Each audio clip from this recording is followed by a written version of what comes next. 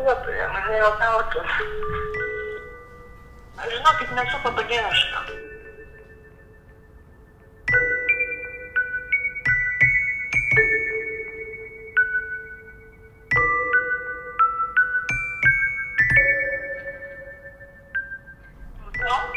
Labadiena. Trukdo Paulius iš Friends and Frames kitokios optikos. Dėl fotosesijos šiuo metu mes ruošiamės savo vasaros kolekcijos pristatymui. Jį vadinasi Pozuoja intelektas ir norėtume jūs pakviesti būti reklaminiu veidu mūsų kompanijos. Taip biškai abejoju dėl savo išvaizdos.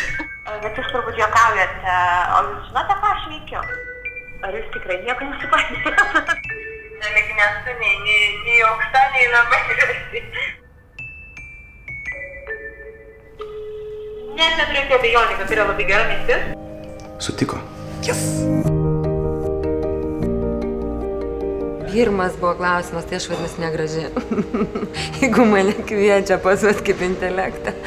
Mano toks buvo ir pirmas klausimas, ar jūs tikrai nesupainėt adresatų ir kodėl jūs man skambinat, nes tikrai savęs nesuvokiu kaip reklaminio veido ir...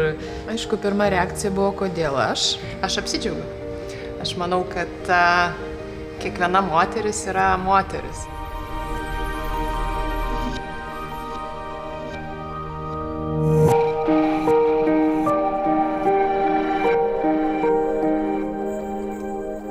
Na, tiesiog ta erdvė yra labai užpildyta.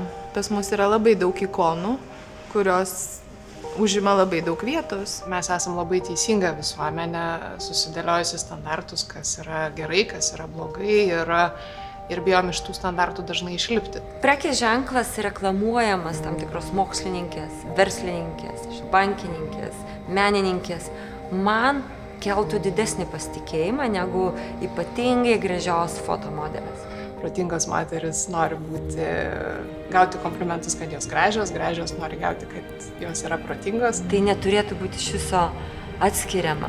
Žmonės, kurie nueina ne į grožio industriją, nebūtinai yra negražūs ir dažnai jie yra gražūs daug platesnė prasme. Mes visi telpam, visi galim būti įdomus, gyventi ir nebijot, neužsidaryt, drąsiai priimti, pirmiau sakyti taip negu ne ir